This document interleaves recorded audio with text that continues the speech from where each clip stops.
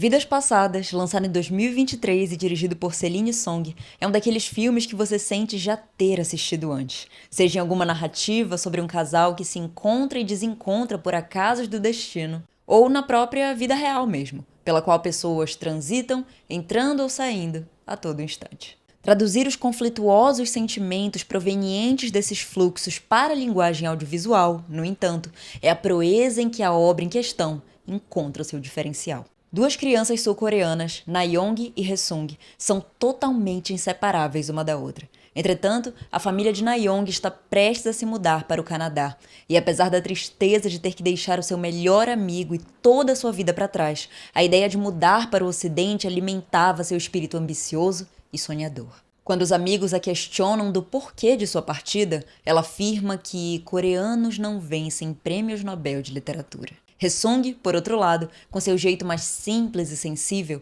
deixa transparecer no olhar a incompreensão e a angústia pela partida de sua amiga querida. E seu último retorno para casa junto dela, seguido de uma separação que agora carregava o peso de ser definitiva, traz consigo uma simbologia tão marcante ao ponto de sequer precisar de muitas palavras. Ambos trilhariam, a partir de então, caminhos diferentes, não significando, todavia, que tais caminhos não pudessem, um dia, se entrecruzar novamente. E, bom, isso acontece. Mais de uma vez, inclusive. A primeira vez ocorre 12 anos depois. Haesung está cursando engenharia em Seul e Nayeong, agora chamada de Nora, mudou-se para Nova York a fim de aprimorar seus estudos de escrita dramatúrgica. Ao descobrir que ele a procurava no Facebook, Nora entra em contato e os dois retomam a conexão da infância com tamanha intensidade que esse período separados não parecia corresponder a mais de uma semana. Porém, o pequeno detalhe da distância novamente mostrou-se um empecilho. Mediante o choque de agendas, fuso horário e por perceber estar se distraindo de seus objetivos, ela decide dar uma pausa nas conversas. Uma pausa de mais de 12 anos. Dramaturga e ainda em Nova York, Nora agora divide um pequeno e simples apartamento com seu marido Arthur, também escritor. Haesung, por sua vez, havia passado um tempo na China, trabalhava na sua área, tinha acabado de terminar o namoro e estava prestes a fazer uma viagem a...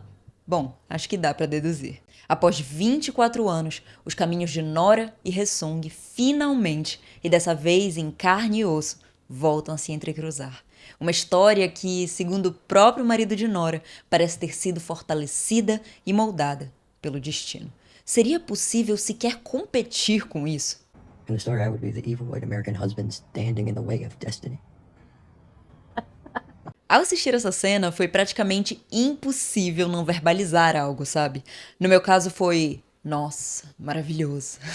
Algo assim. Pois é nesse lapso de autoconsciência do roteiro que nos damos conta de que esse não vai ser só mais um romance de encontros e desencontros. A obra compreende que, apesar do teor mágico carregado pelas narrativas sobre caminhos entrelaçados, não dá para ignorar o peso de toda a trajetória percorrida antes desses caminhos convergirem novamente.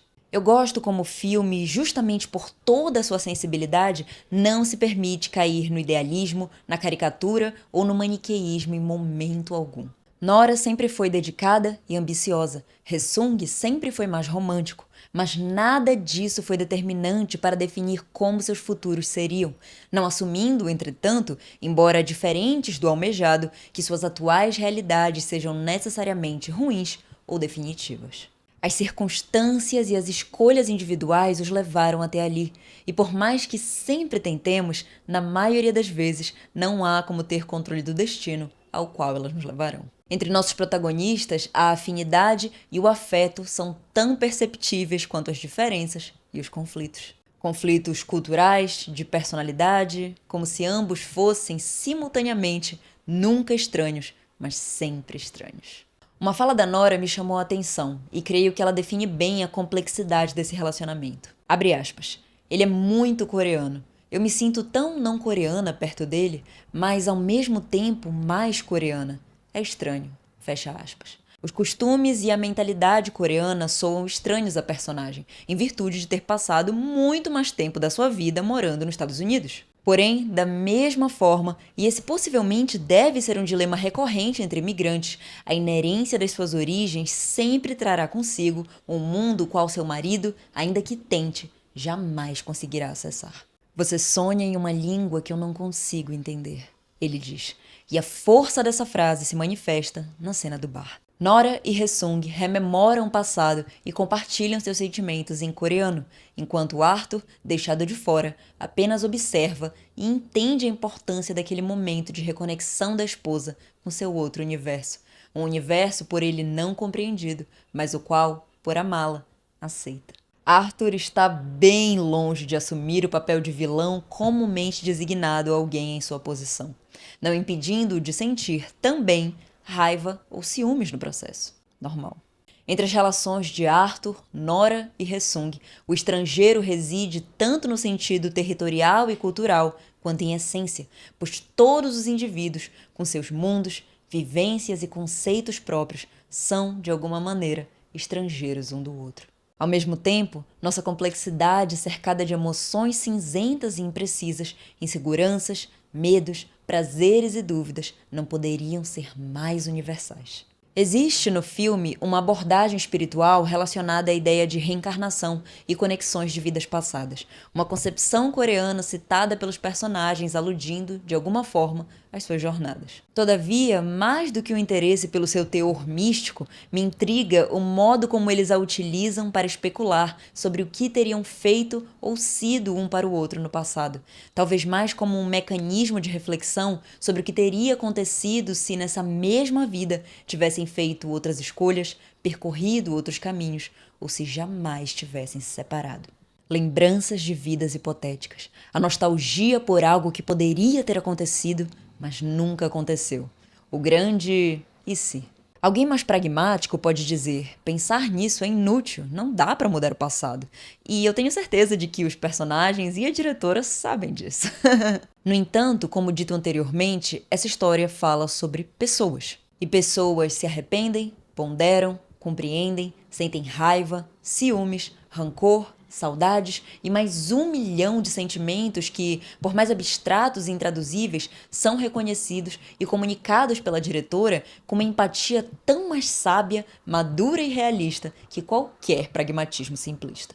Eles compreendem que suas identidades formam suas escolhas e suas escolhas formam suas identidades, sem as quais suas conexões jamais poderiam ter sido estabelecidas. E embora estejamos mudando constantemente, embora questionemos e discordemos de nossas decisões passadas, bem como provavelmente também faremos no futuro com as decisões presentes, todas as pessoas que um dia fomos foram reais e suas escolhas, portanto, legítimas. E nenhum dos personagens jamais teria chegado a tal conclusão se antes não tivessem legitimado esses mesmos sentimentos confusos e inúteis. Muito mais do que um romance, Vidas Passadas é um desbunde de humanidade. Uma maravilhosa representação do nosso constante, volátil e interminável processo de autoconhecimento. Uma história que nos ensina a visualizar mais claramente quem somos, quem um dia fomos e quem um dia, ainda que jamais saibamos, poderíamos ter sido ou viremos a ser. Muito obrigada por chegar até aqui. Eu sou a Laura e a gente se vê no próximo vídeo. Tchau!